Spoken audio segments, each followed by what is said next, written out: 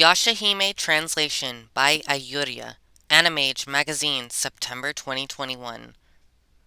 Smash it. Under the blazing midsummer sun, the Yashahimes are fully in the middle of enjoying watermelon breaking.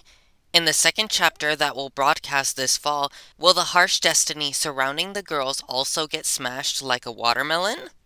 It's summer leisure watermelon breaking. The Yashahimes normally face off against atrocious demons, but their opponent today is a large watermelon. Before the juicy, fresh taste, Moroha's fired up swordsmanship looks even clearer than usual. Just as exciting as the fever surrounding the three princesses is the arrival of new information regarding Hanyo no Yashahime, the second chapter.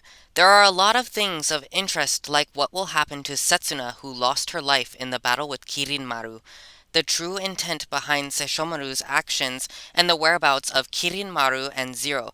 But right now, everyone is probably curious about the new character Rion. It seems she is Kirinmaru's daughter, but why hasn't she appeared on the center stage before? Also, going forward, how will she affect the story of Toa and the other Yashahimes? Regarding the growing anticipation of the second chapter, according to the newly appointed director, Hishida Masukazu-san, he is currently working in earnest while placing importance on how to produce three Yashahime so that they are awesome and cute. We now can't wait for the day when we get to see the three princesses once again running around powerfully in the feudal world. Character bios: Takechiyo, a young tanuki, raccoon dog, demon who works at the Shikabanya, which deals in demon bounties. He's always tough towards Moroha, but he can't but be surprised by the quickness of her stick. Moroha, a quarter demon girl born between Inuyasha and Kagome, making a living as a bounty hunter and having plenty of experience in battle. Breaking watermelons is a piece of cake. Higarashi Toa, a half-demon girl with Sesshomaru as her father. She treasures her younger twin sister, Setsuna, more than anything else. She seems like she would happily share the broken watermelon with Setsuna. Setsuna, a half-demon girl with Sesshomaru as her father and Toa's younger twin sister. She is normally cool, but it seems she can't help but smile seeing Moroha and the others having fun. What will happen to Setsuna's life? In the final episode of the first chapter, Setsuna lost her life in the battle with Kirinmaru. Sesshomaru entrusts a broken Tenseiga to a despairing Toa, as if to tell her to revive Setsuna with the sword. Tenseiga is a sword that can revive a dead person just once, but is it still possible with it being broken? What about the reunion with parents? Toa, Setsuna, Sesshomaru, and Rin, and Moroha, Inuyasha, and Kagome. Whether each family be able to safely meet or not is one of the biggest points of interest in the second chapter. Rin, sleeping within the Tree of Ages with her fate still tied to Zero, and the safety of Inuyasha and Kagome, who have been imprisoned in the Black Pearl, is of interest. Kirinmaru's daughter makes her appearance. One of the key people in the second chapter is Kirinmaru's daughter, Rion. According to director Hishida, while Rion was raised properly, the parent-child relationship between her and Kirinmaru has become quite complicated. We want to hurry and find out the parent-child backstory between Kirinmaru and Rion. The three girls will grow up little by little. Director Hishida Masukazu. There is a feeling of who would have thought director Hishida, but please tell us the details of how you were appointed as director. Hishida, since the announcing of the Hanyo no Yashahime project, it seems there was a large echo to create the second chapter as quickly as possible.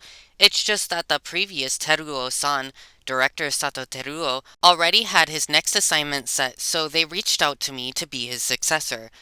Producer Naka Hisakazu-kun joined Sunrise when I was directing my first work, Onmyo Taisenki, and he oversaw production. It seems he remembered my name in the corner of his mind. For me, I made my production debut with Inuyasha, so when I received talks of this work that has gathered everyone I'm indebted to, I thought, I absolutely cannot refuse this job, and it's my destiny to accept it.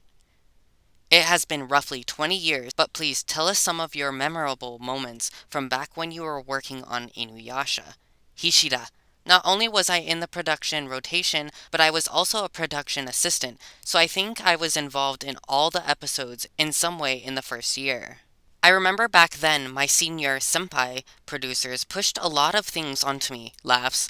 The flash of Tesaiga's wind scar turning up boulders and the effects of Miroku's wind tunnel were things I came up with after receiving the unreasonable request of you think of something from my senior producers.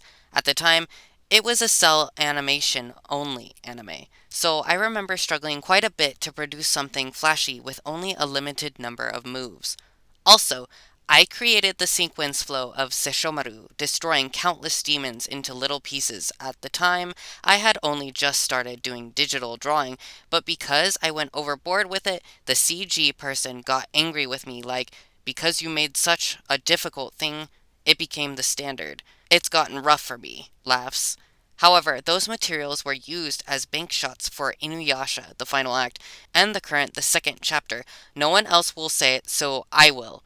But I was quite involved in the building the foundation for Inuyasha. Translator's note. Bank shots are reusable shots, helps to save time and cost.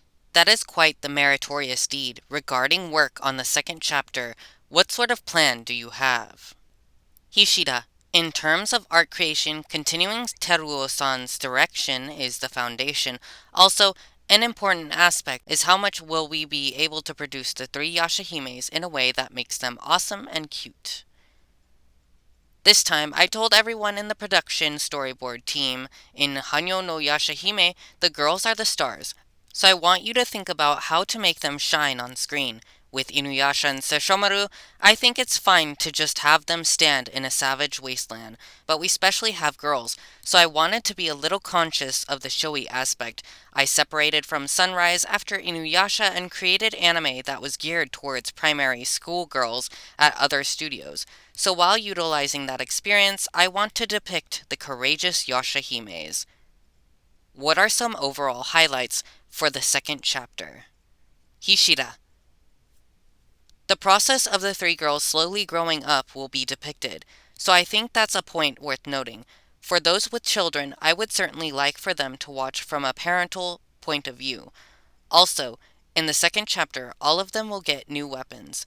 On the point of getting stronger both physically and psychologically, the flow will inherit from Inuyasha, and will have not just a shonen manga component, but also a fun factor that I think is possible with Hanyo no Yashahime. By all means, please watch over the development of the three girls. Thank you very much. In the next issue, we will be asking about the highlights for each character as it pertains to the second chapter.